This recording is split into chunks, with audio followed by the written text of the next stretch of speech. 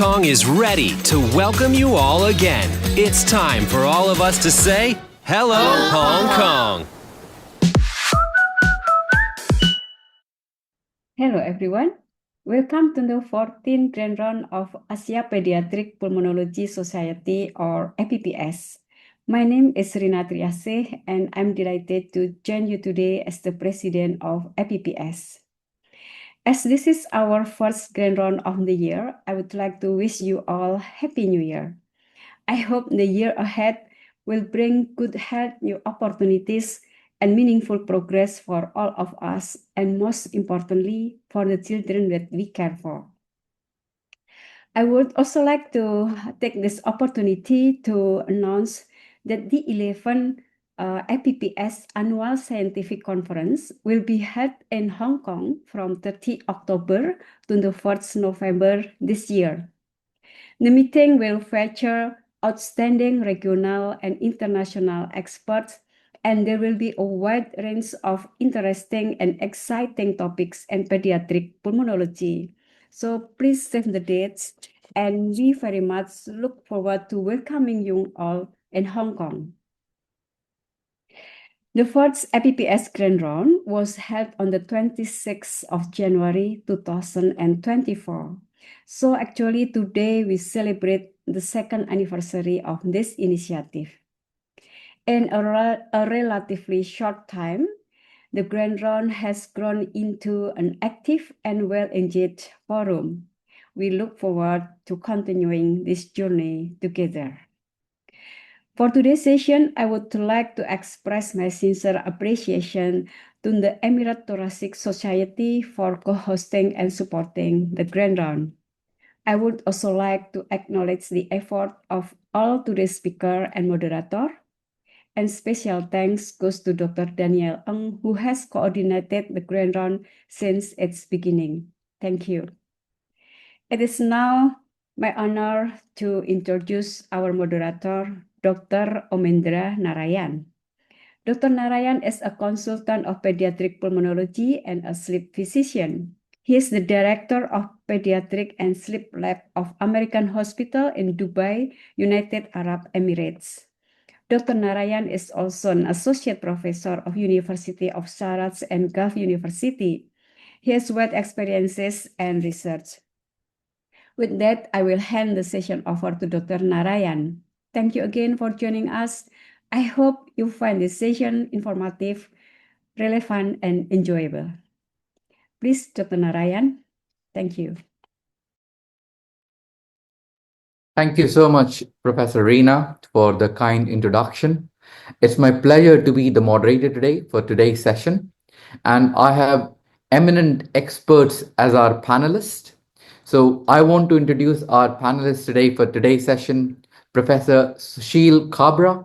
He's a former professor from AIIMS in India. Pretty much he doesn't need any introduction. I have learned so many things from Professor Kabra. And then we have Associate Professor Harutai Kamlapon, and she is a pediatric pulmonologist working at Ramthi Body Hospital in Bangkok, Thailand. And I had the pleasure of meeting her last year when we had our apps in Thailand. And along with her, we have Associate Professor Alice Siu, who's an ENT consultant. And it's our pleasure to have you on board for this session. And she is working in Hong Kong. Today's session will be presented by our pediatric resident, Dr. Hiba Al-Nidawi. She's a second-year pediatric resident working at American Hospital, and she's going to take us through a challenging case that we dealt last year or for the last couple of years who has been under our care. And the title for today's talk is Breathing Through a Straw, Tackling the Challenges. And as we come across different scenarios, our panelists will be taking over in the middle. Over to you, Dr. Hiba. Thank you so much. Thank you, Dr. Omi. Good day, everyone. Today, I'll be presenting a case we have managed of a 13-year-old girl with a long-standing tracheostomy. I'll briefly cover her early history, her presentation to us, the initial findings, and the first decision point before handing over to the rest of the team. To understand why she presented this way at 13, I'll start with her early history.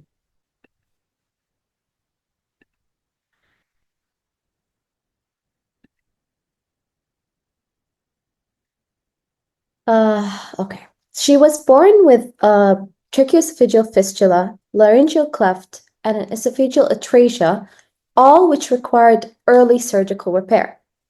In her first year of life, she underwent tracheoesophageal fistula repair, laryngeal cleft repair, cardiac surgery for atrial septal defect, and multiple airway and esophageal endoscopies.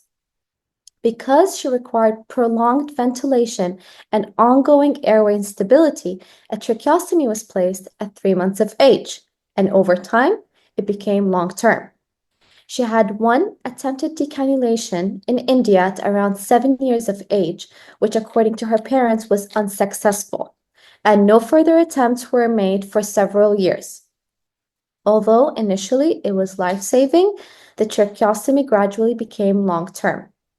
Fast forward to when she first came under our care at the age of 13, she was referred to us due to recurrent chest infections. She presented to us at 13 years of age with pattern of recurrent chest infections and chronic wet cough. At presentation, she had a Shiley 3.5 tracheostomy in situ, which is a neonatal sized tube, cuffed but deflated without a speaking valve and providing minimal effective airway support. She could vocalize when occluding the tube, but her voice remained muffled and soft. Because this has been ongoing for several years, the family had naturally adapted to what her baseline looked like. On examination, the findings supported a chronic process rather than an episodic infection.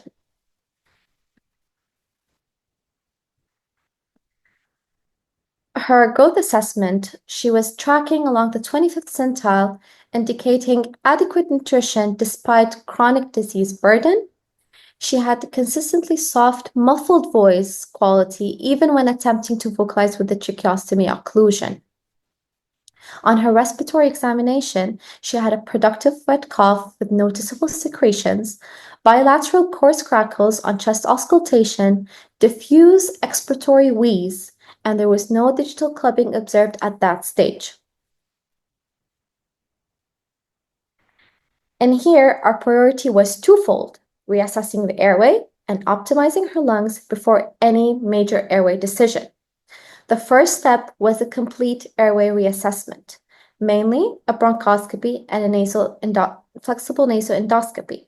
We wanted to define her anatomy, assess dynamic collapse, and check for any granulation tissue.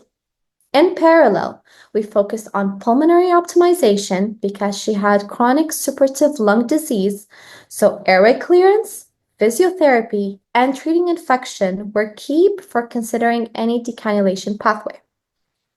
This naturally led us to a stepwise approach, starting off with a complete airway reassessment, optimizing lungs, and assessing her readiness, to only then considering a decannulation attempt. This approach was meant to reduce risk, especially in a patient with limited reserve and a complex airway history. Bronchoscopy ended up a turning point in this case.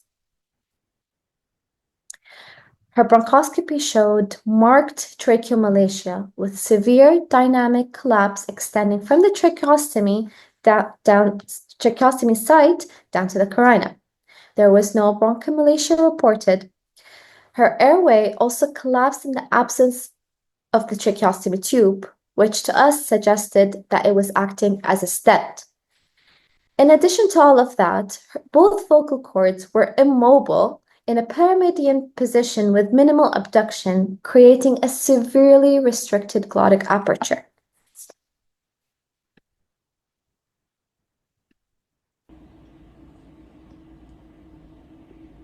Here's a video of a flexible nasal endoscopy and bronchoscopy.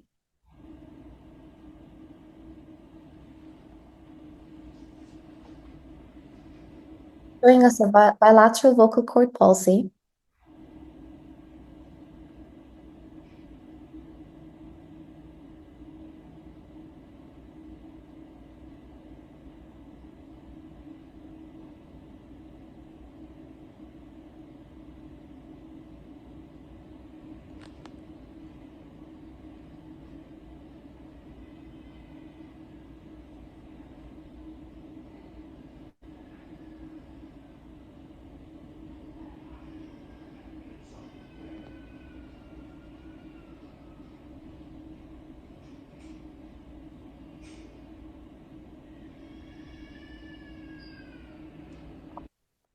All right.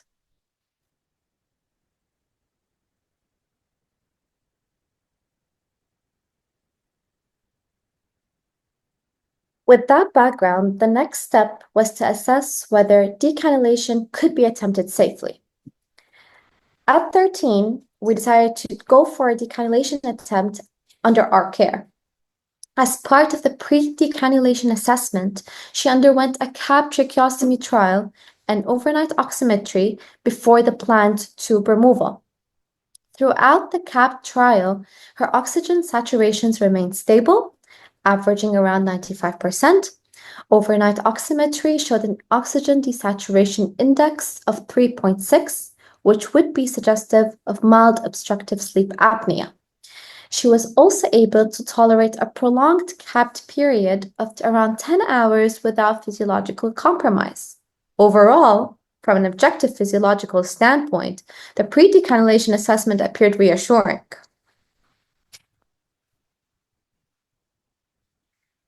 However, the unexpected outcome here, despite reassuring physiological parameters, decannulation could not have been done. On the day planned for tube removal, she became extremely anxious and expressed a strong fear that she would not be able to breathe without the tracheostomy tube. At that point, removal of the trach would have unmasked dynamic airway collapse from the underlying tracheomalacia.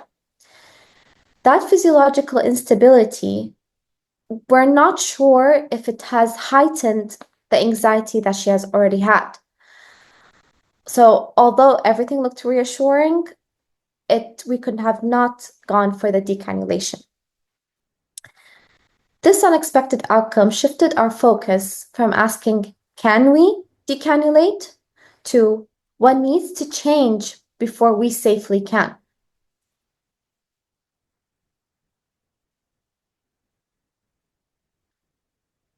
Moving on to our poll here, I would like for you to put the answers. Question is, what are the factors that improve chance of decannulation of tracheostomy tube? Use of speaking valve, use of CPAP, capping of tracheostomy, or all of the above? I'll let Professor Alice talk on this further from here.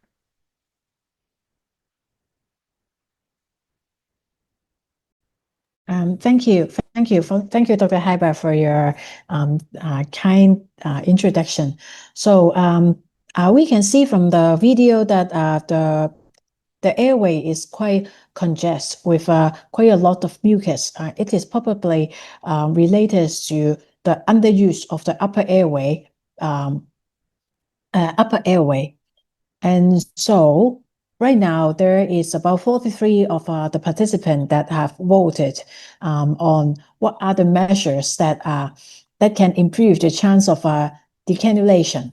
And I will say most of you use other weapons. The use of speaking valve and CPAP and capping of the tracheostomy are both considered as viable attempts, and many of you will consider all three.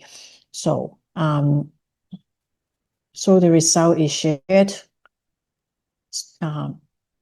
Yeah. So, I am Alice, and I am going to talk to you about what are the possible ways that ENTCs as the fail of decannulation.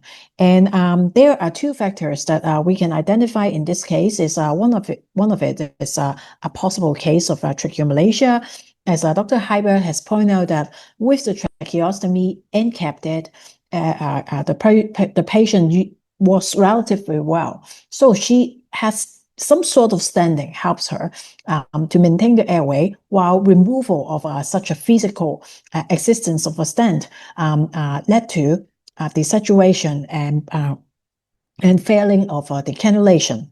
So please change to yes. So we have two questions on our mind.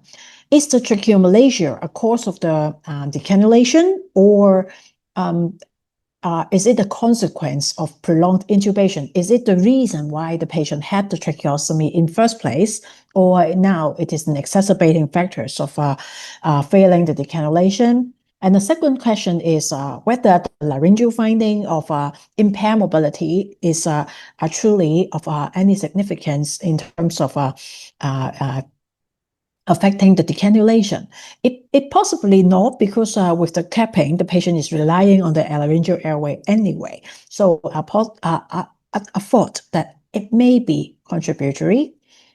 So when the patient has a tracheal tube, inside tube, they can have multiple causes or reasons why they can acquire a tracheomalacia, being the segment of the tracheostomy or downstream, and what we call downstream tracheomalacia. And this is what we call acquired tracheomalacia, and is commonly iatrogenic due to cuff pressure of the endotracheal tube, or another reason is multiple causes, because the cuff can contribute to it.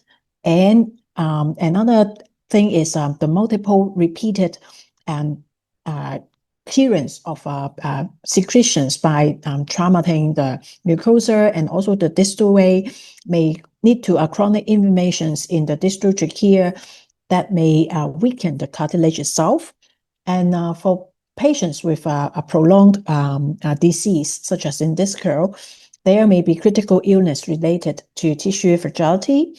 And another one very important thing that is the bypass of the glottis lead to the loss of physiological conditioning, and the breathing without the glottic resistance lead to a constant breath by breath collapse of the lower airway, which is weakening the cartilage itself. So there are multiple contributory mechanisms that can lead to these kind of acquired tracheomalacia at the segment and distal to the segment of the tracheoplasty and the tracheostomy.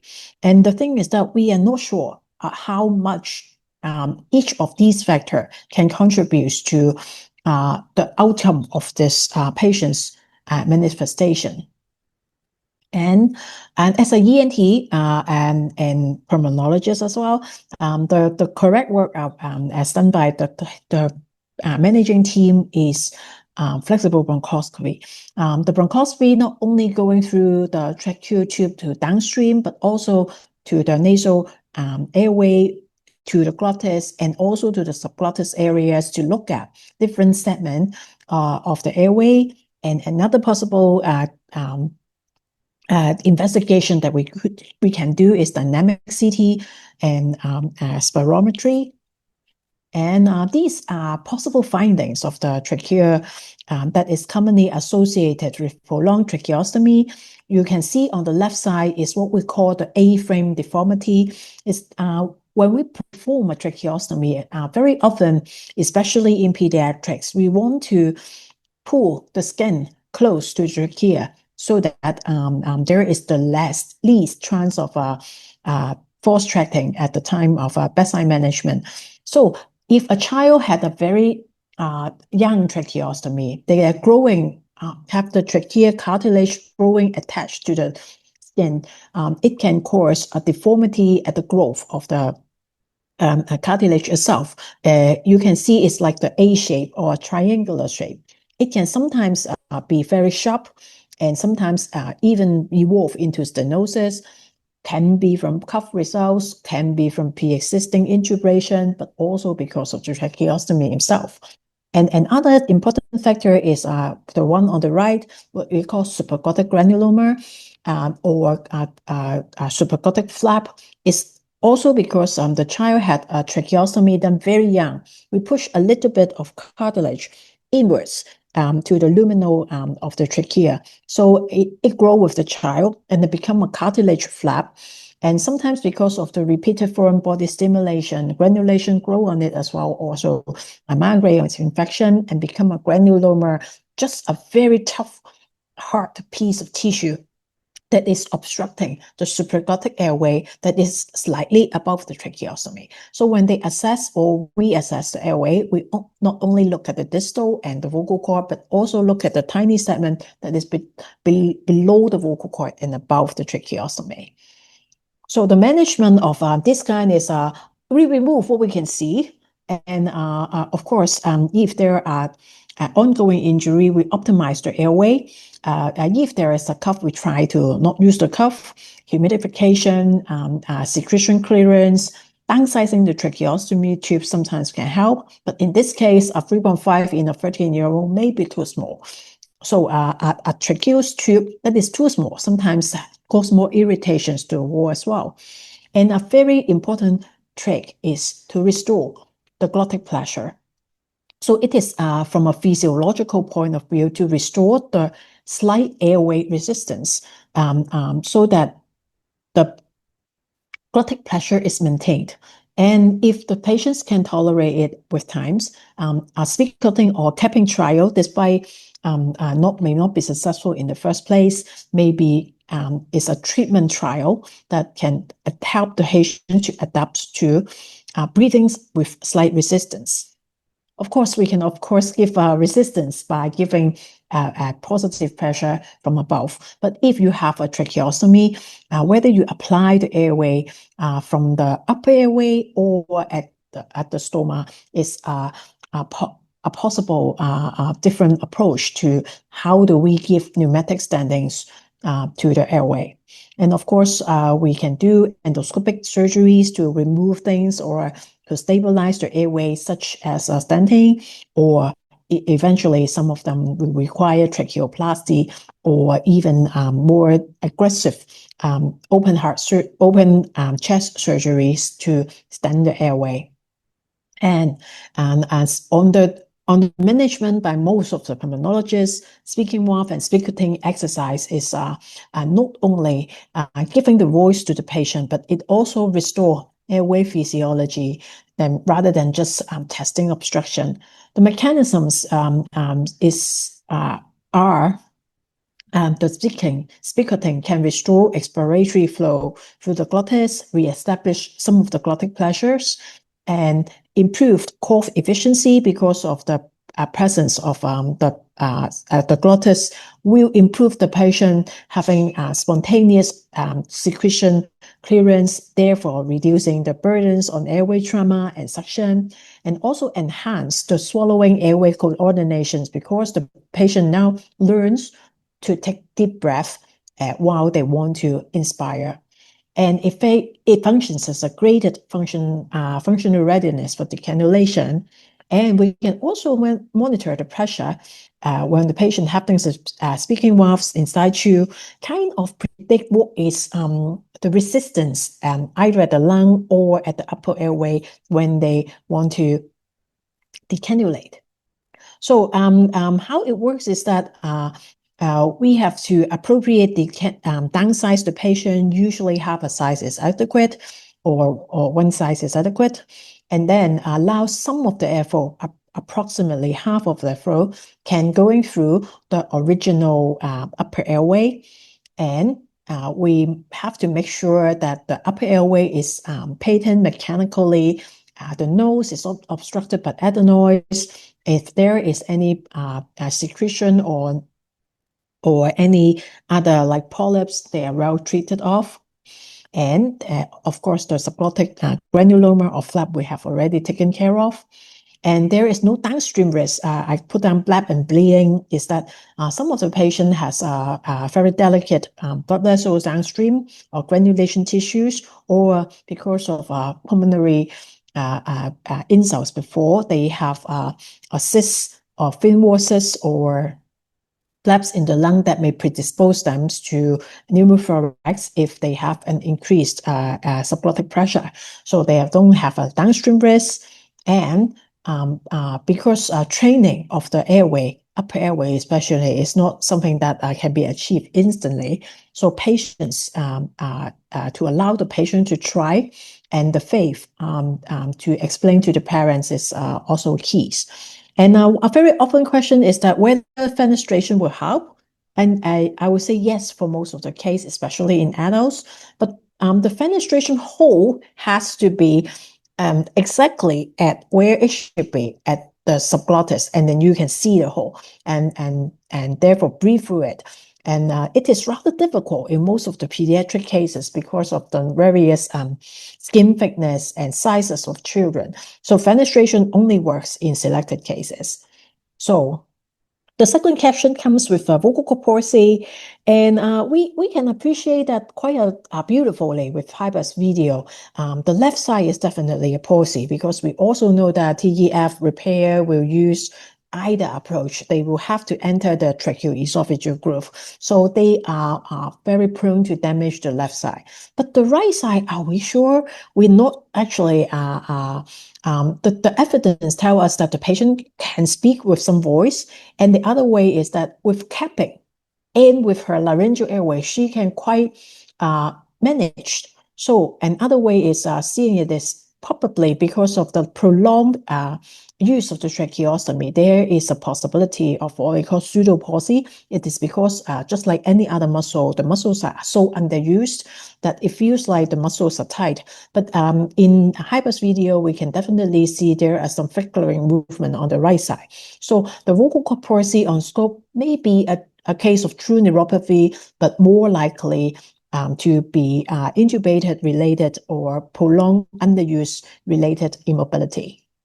Last, how we distinguish them, we use laryngoscope, we use evidence from what we had in different assessment, or in some of the centers, very well equipped laryngeal EMG can be of use. So this is the last slide, ENT perspective on difficult decannulation.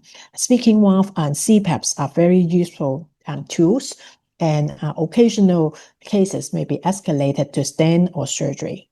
So thank you.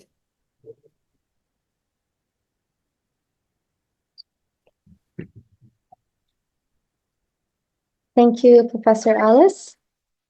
That was very informative.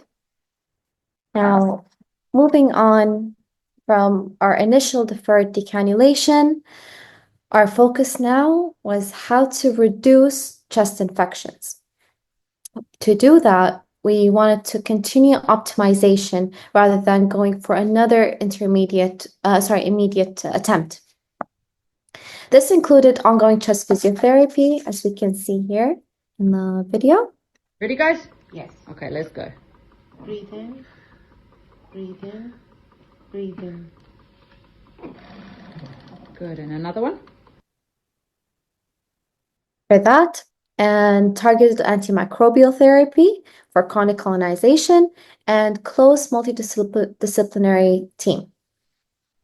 Despite that, it became clear that optimization alone was not enough to overcome the underlying airway instability.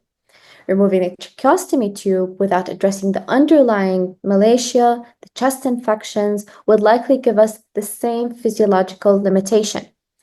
This led us to a broader discussion about how to support the airway in a reversible way. We discussed this case extensively with a multidisciplinary team, and the consensus was to go for tracheal stenting.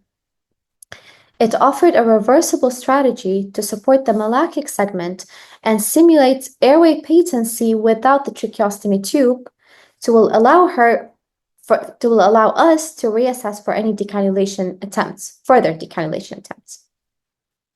Importantly, this approach avoided committing her to any definitive surgical intervention at that stage. With this plan agreed, we proceeded with the tracheal stenting.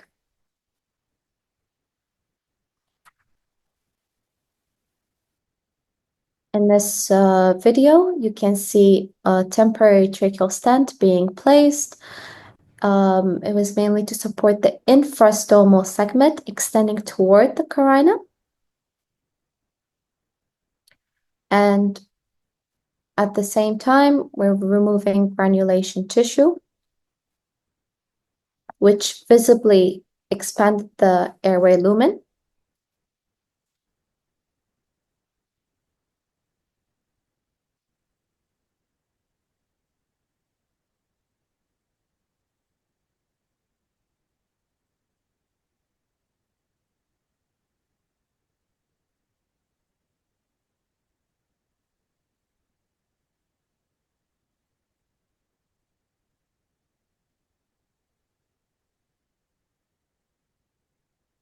Us removing the granulation tissue, and you can slowly visibly see how it opened up the airway lumen.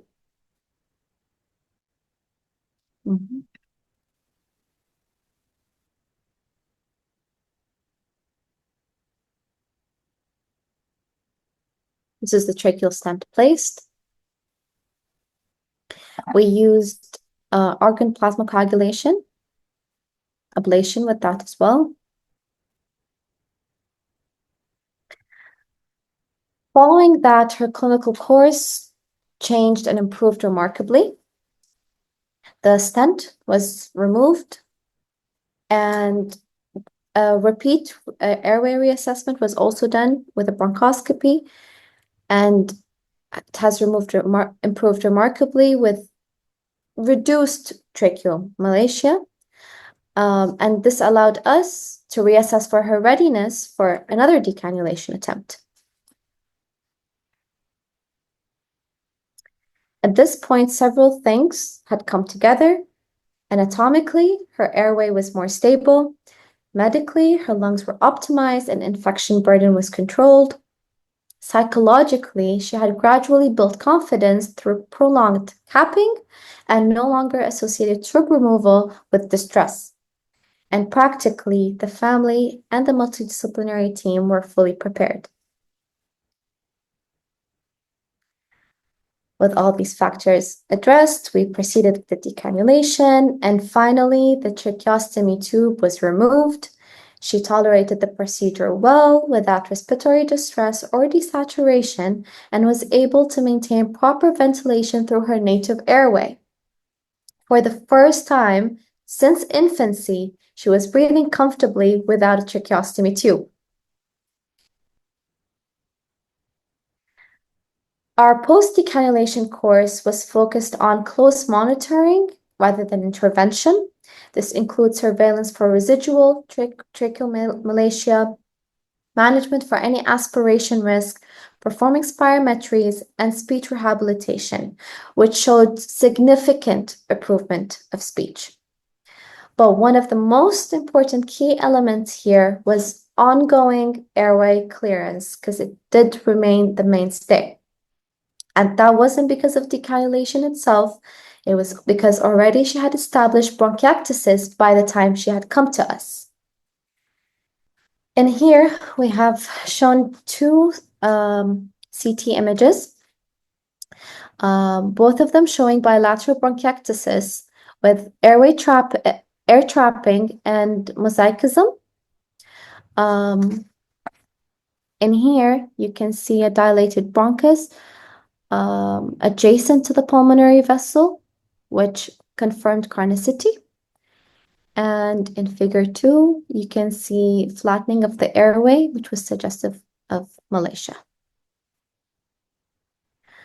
Professor Sushil will go into bronchiectasis into more details today, so I won't do so. What we wanted to understand was how this translated into functional lung performance over time. So we have performed spirometry for her, and it was after the decannulation. On the left was from July 2025. Her FVC was around 60% predicted, with a preserved FEV1 to FVC ratio of 86%. This was consistent with restrictive pattern, but we could have not ruled out fully obstruction as we did not do the total lung capacity. On the right, from January 2026, which was actually 2 days back, her FVC was at around 62% predicted, and her FEV1 to FVC ratio was around 80%. So evidently here there was no deterioration since the decannulation was done, and she remained stable. Looking back at everything mentioned till now, it raises an important question like this: which intervention has had the greatest impact on preventing bronchiectasis relapse in this patient? I'd appreciate you sharing your answers.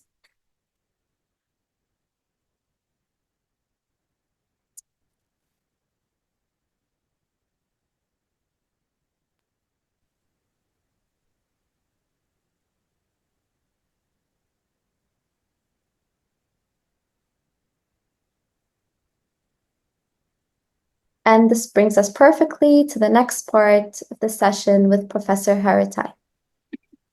Okay, thank you, Hibat. I would like to congratulate on your hard work, and you and your team done a wonderful job. Yeah, so finally, the kids comes off the tracheostomy with a successful decannulation.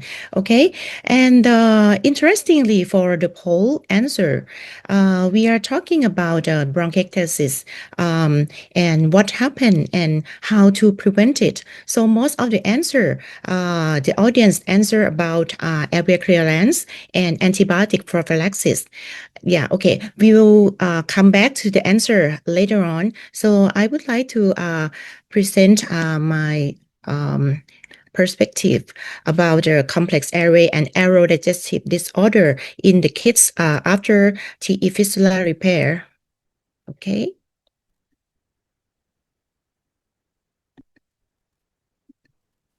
Okay, so most of the bronchiectasis that we are usually we always hearing about infection that is the cause of the bronchiectasis with the vicious cycle of the inflammation, infection, initial infection, inflammation, and impaired mucosal clearance and airway mucus hypersecretion, obstruction, and then it's come as a cycle like this with the bronchial airway dilatation. But this is the special case that I would like to move on. Okay, usually for the kids with the TE fistula repair, it's not only the infection itself, it's not inflammation, but it becomes about the risk factor about the structural airway disease with the aspiration and the clearance failure. So with the chronic infection and inflammation and airway remodeling occur that leads to the bronchiectasis in this case. So the respiratory morbidity in children with TE fistula was previously reported in many evidence bases. And this is the bronchoscopy appearance about tracheomalacia that you actually show already, and the bronchiectasis in the CT scan. So usually it can occur because of the aspiration, because the damage of the esophageal and tracheal innervation.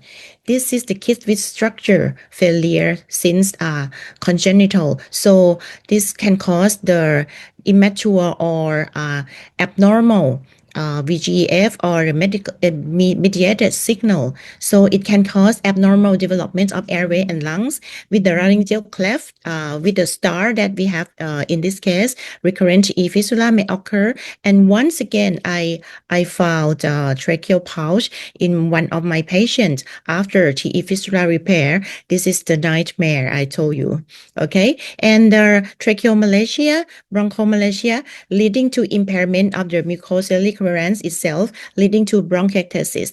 Also, aspiration and dysphagia, TE reflux, and esophageal stenosis, vocal cord paralysis may occur as in this case as well. So these all are the risk factors leading to bronchiectasis. It's not only infection.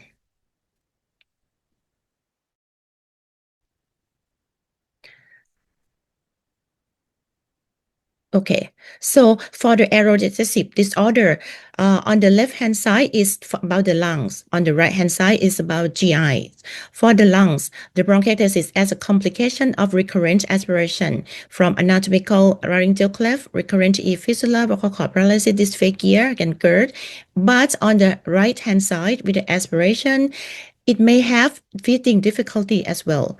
Dysphagia, the kids may feel like they fear to swallow because of the esophageal stricture occur, and then it might be an eosinophilic esophagitis leading to GERD or the dysmotility itself. All of this leading to aspiration. So this is the interview for the focus group of the parents of the kids with esophageal atresia TE fistula, aged 6 months to 7 years old, with the children's symptoms experienced. So what they report was the respiratory symptoms combined with the digestive symptoms, breathing difficulties, cough, mucus problem, prone to frequent severe infection in the respiratory tract, reduced physical capacity, heartburn, hiccups, nauseous, and reflux, vomiting, throw up, and swallowing difficulties. And with the feeding difficulty, they may have food refusal and restrictive selective eating, upset with their feeding, and need for adaptation during the meals. These are from the real world feelings of their parents, and they report that. For early identification, the red flag signs are long-standing tracheostomy, like in our case, and failed decannulation, tracheomalacia, vocal cord palsy, recurrent wet cough, recurrent pneumonia, swallowing dysfunction, and GERD. So how to prevent bronchiectasis depends on early recognition, as I mentioned about the red flag sign already, and integrated aerodigestive care is the key. So the answer from the audience poll, my question about how to prevent bronchiectasis in this case is to about the aerodigestive care or evaluation. How? So with dysfunction, swallowing assessment, with the clinical, as I mentioned before, poor weight gain, GERD, chronic cough, recurrent pneumonia, and then we need a multidisciplinary assessment with the speech and language therapist, bedside assessment, oral motor control, fatigue, and some tool that we might have to do, like a VFSS, mean the video fluoroscopic swallowing study to see how the aspiration occur. This is the flu, so we can see the picture and the movement of the fluid or the milk or the food that the kids intake during the study. And with the V, that means fiber optic endoscopic evaluation of swallowing to see laryngeal cleft and is there any aspiration from above. And so with the swallowing assessment like this, we can identify the etiology and integrate the management for kids. So for the advanced in pediatric esophageal atresia and TE fistula, they recommend to do the triple endoscopy. What triple endoscopy means? The triple endoscopy means the aerodigestive team referral with the flexible bronchoscopy with BAL, which should be done by the pediatric pulmonologist, with the MLB, the microlaryngoscopy and bronchoscopy, which could be done by the ENT doctor, and the esophageal gastroduodenoscopy or EGD with the biopsy, plus or minus the impedance with the pH probe. Under a single anesthetic event, 3 doctors do the triple endoscopy altogether with a comprehensive evaluation. And we come up with a plan. So this is the sequelae of the finding from the triple endoscopy after TEF repair in the children. So most of the findings are about the GERD and tracheomalacia and laryngeal cleft. So our case is quite common. I think our case may have some aspiration from reflux. And which aerodigestive model, you combine many specialists all together and we coordinate. Even if the long term, this is not only the problem with the children or in the young age only. So this is the international network on the esophageal atresia consensus guideline in transition patients from esophageal atresia and TE fistula.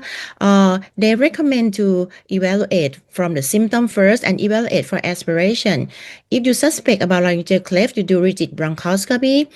With about this motility or aspiration from above, you do the upper GI series, upper GI manometry, and observe the swallowing assessment. With the recurrent TE fistula, you do the bronchoscopy with the pullback study.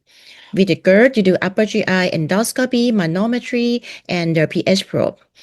And the CT scan to identify the bronchiectasis. So this is the picture about the esophageal-gastric junction dynamics, which they mentioned about the measure the impedance manometry to identify the dynamic of EG junction, and they can identify aspiration. And the long term, with the huge cohort study, they found that GERD still occur even if the child enter adolescence. And esophageal stricture, tracheomalacia still going on. So integrate aerodigestive follow-up is needed to position the bronchiectasis at the long-term outcome. So TE fistula is not only the neonatal surgical disease, it's a lifelong aerodigestive disorder, and the bronchiectasis prevention require early integrate. And this is the early and middle and the late phase. And our goal is to prevent irreversible airway remodeling. Thank you. Thank you, Professor Haratai.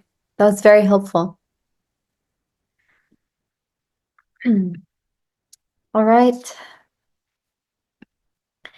Now, moving on beyond imaging and spirometry. Oh. Okay. We also wanted to understand how all of this translated into a real-world functional capacity. Her 6-minute walk distance, 6-minute walk test was done, which showed a distance of 401 meters, which is around the third centile, which is below the expected range for her age. However, her perceived exertion remained very low on the Borg scale, and her heart rate response was blunted. Putting this all together, this suggested deconditioning rather than any cardiopulmonary limitation. This was an important finding as it showed that there was a need for rehabilitation rather than escalation of respiratory support. Alongside the functional assessment, we addressed the infectious component of her bronchiectasis. Her peak cough flow was at 22 liters per minute. Her sputum culture showed Pseudomonas aeruginosa growth intermittently, consistent with chronic airway colonization. She was started on IV piperacillin tazobactam and alternating cycles of nebulized colistin and tobramycin for 3 months, which eradicated the Pseudomonas. And at this point, we've talked about airway clearance, functional status, and chronic infection, which led us to this question. Management of non-cystic fibrosis bronchiectasis includes all the following except regular airway clearance, aggressive treatment of Pseudomonas identified in airway samples, inhalation of hypertonic saline to enhance airway clearance, inhalation of DNase as an adjunct to airway clearance, or inhaled antibiotics. I'll hand over to Professor Sushil. Thank you. Namaskar and greetings from APPS in India. I'll take you through the exact answer for this audience call is inhalation of DNase as an adjunct to airway clearance, and we'll be discussing in next few slides that why I'm suggesting that no DNS is to be given. Otherwise, regular airway clearance, aggressive treatment for Pseudomonas, hypertonic saline, as well as inhaled antibiotics are recommended for management of non-CF bronchiectasis. In Asia, we respirologists come across non-CF bronchiectasis more often than CF bronchiectasis. And our index case had a Pseudomonas in the airway, and the treating team gave a good eradication treatment. So why Pseudomonas is so important? Because colonization with Pseudomonas is associated with rapid decline in pulmonary function and damage. Aggressive treatment of Pseudomonas improves outcome by reducing exacerbations, improvement in pulmonary function test, as well as nutritional status. And these are based on the randomized controlled trials in adult patients and studies done in cystic fibrosis. And management of Pseudomonas consists of surveillance culture of airway secretions that you do repeatedly whenever the patient is attending your clinic, aggressive management on identification of Pseudomonas first time, and management of chronic Pseudomonas that I'll be discussing in detail. And treatment consists of systemic as well as inhaled antibiotic and of course airway clearance. And the determinant or the factors which determine how to manage Pseudomonas is from where you have collected it, whether it was an upper airway sample or lower airway sample, whether it's the first time or it is going on repeatedly, symptomatic or asymptomatic, and whether there is a feasibility of obtaining lower airway samples like sputum, induced sputum, and bronchoalveolar lavage. Other important determinant is available antibiotic, cost, and compliance. Oral antibiotic, which is available to most of us, is ciprofloxacin. Otherwise, you can use intravenous in form of piperacillin tazobactam as our index case received, cefoperazone, sulbactam, ceftazidime, etc. And inhaled antibiotic like tobramycin and colistin. So now how to go about it? Once there is a Pseudomonas, if it is from the upper airway, like cough swab or throat swab, in that case, we try to document lower airway sample. If that is not feasible and child is asymptomatic, then no treatment, keep under follow-up, try to document in the repeat sample. If it is possible to do a lower airway sampling, child is symptomatic and positive, then you give oral ciprofloxacin inhaled antibiotic for 2 weeks, followed up repeat sample. And if it is already you have taken a sample from lower airway secretions like sputum, induced sputum, or bronchoalveolar lavage, then you give an antibiotic intravenous, one or two combination for 2 to 4 weeks. Along with that, inhaled antibiotic for 2 to 4 weeks, and then you do a repeat sampling. If it is persisting, then you decide about treatment as a chronic respiratory colonization. When you are treating it, there are frequent questions like, can I use injectable preparations when I do not have a inhaled preparations of gentamicin, tobramycin, or colistin? So answer is there are some experience with injectable antibiotic being used as an inhalation, but no randomized controlled trial. And the doses are 80 to 160 people have used milligram of Zenta or tobramycin twice a day by nebulizer, preferably using a mouthpiece, as inhalation by mask may be associated with some nasal bleed. What regime I should follow? Extrapolated from experience with the cystic fibrosis, it may be 2 to 4 weeks, followed by 2 to 4 weeks of till at least 2 consecutive cultures are negative. Then role of DNase in non-CF bronchiectasis. There is no evidence to support improvement in a non-CF bronchiectasis, though it is a known treatment for CF bronchiectasis. One RCT showed a worsening of clinical condition. Therefore, as of now, they should not be used. Breath actuated nebulizer. There are some smart nebulizer. The deposition is considered to be better if you use a breath actuated nebulizer, but there are no RCTs to document it. How to prevent risk of contamination and colonization of nebulizer? There is a significant risk of colonization and transmission of infection to other children. Better to use patient-dedicated nebulizer, not to be used by others, and cleaning and sterilizing periodically. And appropriate duration of inhaled antibiotic, fixed time or till drug finished, then better to give it till the medicine is finished in the chamber of nebulization. So the other mainstay of treatment is airway clearance therapy, and there are sufficient evidence that airway clearance improves the outcome, but it remains neglected. So, what are the types of airway clearance technique? Manual technique, breathing technique, and mechanical devices.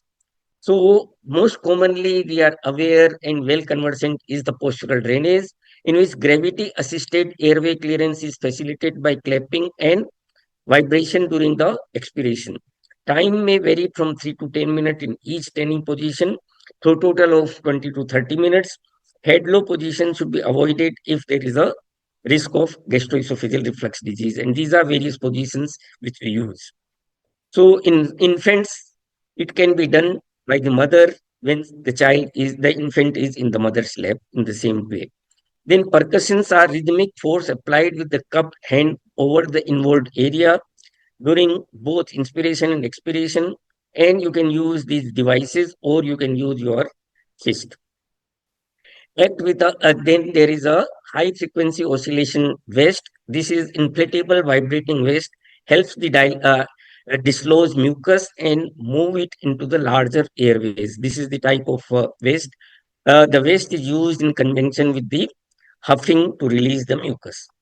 Then there are positive expiratory pressure therapy like PeriPEP, MaskPEP, and TheraPEP, which are available and low cost in these devices. Then some are the oscillating, like you can use this thing flutter or a cappella. The principle remains same, and they are small portable device and less expensive than the West. And then the last one is, which is less expensive, is it is frequently called bubbles PEP, as the creation of bubbles by the addition of fluid, detergent, and food coloring to the water. And you can increase the water depth with increase the pressure and decrease oscillation during the expiration. And this is easy to make and less expensive. So to summarize, take medications correctly using the right technique in the correct order with relation to other airway clearance strategies. Maintain good hydration so that the secretions are not very thick. Daily aerobic exercise at the appropriate intensity. Daily airway clearance, that is most important mainstay of treatment for all non-CF bronchiectasis, and use adjunct if child has asthma, bronchodilators, mucolytic agents like 3% or 7% saline, 3 to 5 milliliter in each session, and not to use DNS. Thank you very much. Thank you so much, Professor Cabra, for summarizing it very nicely, the evidence around management of bronchiectasis, which is very, very common for most pediatric pulmonologists. So we have come to an end to our session. I just want to summarize, and I want to say thank you to all our audience for nicely listening to this session. Thank you so much, Hiba, for excellent presentation. Thank you to our panelists, Professor Harutai, Professor Alice, and Professor Cabra.